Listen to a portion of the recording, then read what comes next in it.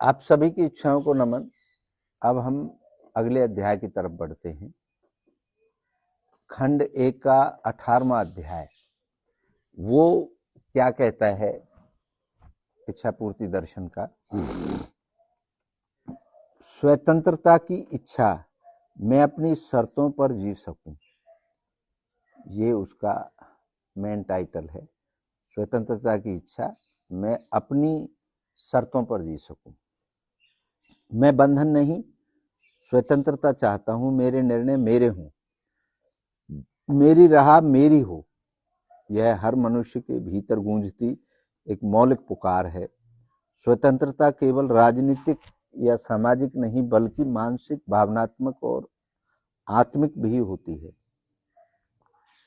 हर व्यक्ति ये चाहता है कि मैं स्वतंत्रता से अपने निर्णय ले सकूं। ये कोई सामाजिक या राजनीतिक नहीं है, ये अंदर से भी है। अंदर से व्यक्ति चाहता है कि मैं अपने निर्णय खुद ले सकूं, खुद अपनी बात करूं, खुद बताऊं और खुद अपने निर्णय लूं। ये अंदर से इच्छा की तमन्ना होती है, इच्छा की इच्छा होती है। स्वामी राजेंद्र देव जी महाराज यानी मैं कहता हूं, मनुष्य का जन्म स्वतंत्र इच्छा के रूप में हुआ है। स्वतंत्र इच्छा के रूप में हुआ है। वह गुलामी में जीना नहीं चाहता, चाहे वह गुलामी विचारों की हो, समाज की हो या अपने डर की हो। जब हमारा जन्म स्वतंत्र इच्छा से हुआ है, हमारी अपनी ताकत से हुआ है, हमारे अपने दौड़ से हुआ है, तो मैं गुलामी क्यों चाहूं? ये हर व्यक्ति की अंदर की भावना होती है, अंदर की इच्छा होती है, और उसी इच्छा के तहत वह व्यक्ति आगे बढ़ना चाहता है। वह यह नहीं चाहता कि कोई मुझे गुलाम बना के रखे, कोई मेरे ऊपर आदेश करे। ये हर व्यक्ति की अपनी अंदर की मनोदशा है। पौराणिक संदर्भ है। प्राचीन भारत में नचिकेता की कथा इसका उत्तम उदाहरण है। मृत्यु के देवता यमराज के सामने भी नचिकेता ने अपने विचार नहीं बदले। उसने उन सभी सुख सुविधाओं का त्याग कर दिया जो यमराज ने उसे मोहने के लिए दी। वह जानता था कि उसकी आत्मा की स्वतंत्रता सत्य के ज्ञान से जुड़ी है, न कि भोग से। ये नचिकेता का एक उदाहरण है। जब मौत का यमराज उसके सामने आया, उसने बहुत प्रलोभन दिए, लेकिन उसने उसके सामने गुलामी स्वीकार नहीं। तो कोई कुछ आपको दे देता है तो वो उसके बदले आपको गुलाम बनाना चाहता है, आप उसके अनुसार काम करें। अगर कोई आपको नौकरी देता है तो वो अपने अनुसार आपसे काम कराता है। अगर आप स्वतंत्र रहना चाहते हैं तो आपको अपना काम करना पड़ेगा, अपने विचारों के साथ जी सकते हैं। अगर आप नौकरी करते हैं तो आपको दूसरे की बात माननी ही पड़ेगी। रामायण में भी श्री राम का वनवास एक प्रकार की स्वतंत्रता की अभिव्यक्ति था। उन्होंने सत्ता के बंधन को छोड़कर मर्यादा का चयन किया। लक्ष्मण, सीता सहित सभी ने वही किया जो उन्हें आत्मिक रूप से उचित लगा, न कि समाज द्वारा थोपा गया निर्णय। रामचंद्र जी की जो वनवास है, ये भी एक अपनी उसकी खुद की एक निर्णय था, खुद की इच्छा थी कि वो राजपाट के मोह को त्याग करके वनवास को उसने स्वीकृति दी, उसकी इनर कॉन्शियस ने। और लक्ष्मण और सीता भी उसके साथ गए, तो वो अपनी इच्छा की बदौलत गए, ना कि समाज ने उन्हें कोई ऐसा दिशा निर्देश दिया था कि लक्ष्मण को भी साथ जाना पड़ेगा और सीता को भी। ये बात यह बताती है कि स्वतंत्रता के साथ आप जो भी रास्ता चुनेंगे, चाहे वो शारीरिक कष्ट में दुनिया को लगता हो कि ये रास्ता खराब चुना है, लेकिन वह अगर आपके अंदर से इच्छा उठ रही है तो उसके लिए वो स्वतंत्रता का ही रास्ता है। आधुनिक जीवन की गुलामियां। आधुनिक जीवन में आज क्या गुलामियां हैं, क्या पैरामीटर हैं? आज भी लोग स्वतंत्र नहीं हैं।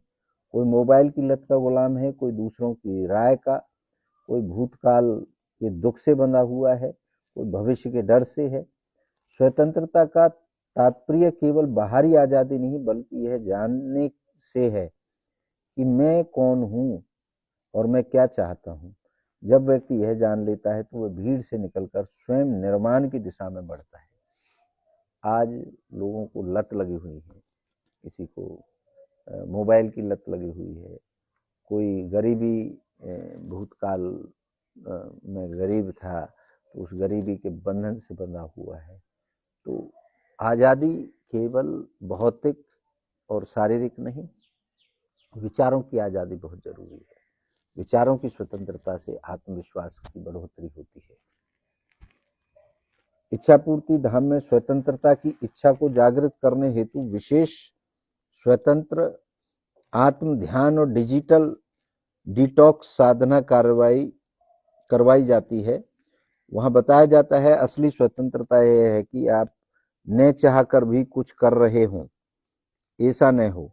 निर्णय आपकी आत्मा की प्रेरणा से हो, न कि दबाव से, डर से, लोभ से, भ्रम से। ये हमारे शिविर भी लगाए जाते हैं जिनमें सिखाया जाता है कि आप कैसे गुलामी की लत से बाहर निकलें और कैसे स्वतंत्र हों। तो ये शिविर भी हमारे यहाँ पे जगह जगह लगाए जाते हैं, उनमें यह भी सिखाया जाता है। वैज्ञानिक विश्लेषण क्या कहता है? मनोवैज्ञानिक शोधों में पाया गया है कि जिन लोगों को अपने जीवन के निर्णय स्वयं लेने का अवसर मिला वे अधिक संतुष्ट हैं और मानसिक रूप से स्वस्थ पाए गए।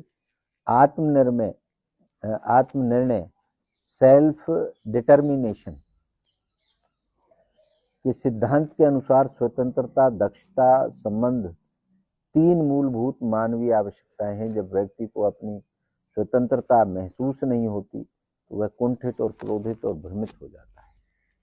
ये विज्ञान भी मानता है कि आप सेल्फ डिसीजन अगर नहीं लेते हैं तो आप बीमारी की चपेट में आ जाते हैं, और जब आप सेल्फ डिसीजन लेते हैं तो सेल्फ डिटर्मिनेशन से आपका आत्मविश्वास बढ़ता है, दक्षता आती है, मतलब आप कारगर साबित होते हैं। स्वयं निर्णय लेने पे आप खुद उसके जिम्मेदार होते हैं, और जब जिम्मेदारी आती है तो वो आपको आत्मविश्वास पैदा करती है। एक प्रसंग है, एक कथा है सच्ची, जिसका एक लड़की थी जिसका जीवन हर कदम पर परिवार और समाज के क्या कहेंगे से नियंत्रित था। वो लड़की हमारे पास आती थी और वो हर समय डरती रहती थी कि मैं हर समय यह डरती रहती हूँ कि लोग क्या कहेंगे मेरे बारे में। हमारे प्रवचनों में पहुंची, हमारे शिविर में पहुंची, वहां उसने पहली बार जाना कि स्वतंत्रता पाप नहीं। हम अपने प्रवचनों में सीधा कहते हैं कि स्वतंत्रता कोई पाप नहीं है। बहुत लोगों ने इसको पाप की श्रेणी में डाला हुआ है।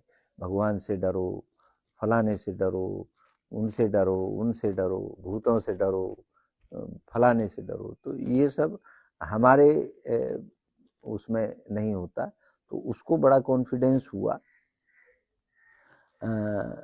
उस लड़की को आज वह अपने फैसलों के साथ खड़ी रहती है, अपने खुद के फैसले लेती है, माता पिता के प्रेम करते हुए, लेकिन डर या दबाव में नहीं बल्कि आत्मिक समझदारी से जीवन जी रही है। तो ये आत्मविश्वास अपने अंदर से उठता है। इसको पाप नहीं कह सकते आप। इच्छा कोई पाप नहीं है। आपके अंदर कोई इच्छा होती है तो वह आपकी अंदर की भूख है। कुछ प्रश्न हैं आपके लिए। क्या आप अपने निर्णय खुद लेते हैं या दूसरों की उपेक्षाओं से? आप अपनी इच्छा पे काम करते हैं या दूसरे की इच्छाओं के हिसाब से काम करते हैं? क्या आपने कभी अपनी अंतरात्मा की आवाज दबाई है समाज के डर से? विचार करके देखिए, कितनी बार आपने अपनी जो अंदर की इच्छा है उसको दबाया है समाज के डर से। आपके जीवन में सबसे बड़ी मानसिक गुलामी कौन सी है? ये भी आप नोट करिए। आपके जीवन में आप याद करिए कि आपके जीवन में कौन सी आपकी सबसे बड़ी गुलामी है। उदाहरण, जिस दिन तुम अपने निर्णय स्वयं लोगे उसी दिन से तुम्हारी आत्मा का जन्म होगा। स्वामी राजेंद्र देव महाराज। मेरा ये कथन है, जिस दिन आप अपनी इच्छा पर काम करोगे उस दिन आपकी अंदर की जो इच्छा है वो असली स्वतंत्र होगी। दूसरे की इच्छाओं पर काम करने से आप परतंत्र रहोगे हमेशा से, हमेशा। ये 18वां अध्याय कंप्लीट होता है और इसमें स्वतंत्रता की बात करी गई है कि आप कौन क्या कहेगा, वही बात आती है। कुछ तो लोग कहेंगे, लोगों का काम है कहना, आपने वही करना है जो आपका मन करता है, आपकी इच्छा करती है। तो ये समापन होता है। अगले अध्याय में 19वें अध्याय में बहुत जल्द आपसे मिलेंगे। उसका टाइटल है प्रेम की इच्छा में सच्चा प्रेम अनुभव कर सकूं, ये उसका टाइटल होगा। आप सभी की इच्छाओं को नमन। आप सबकी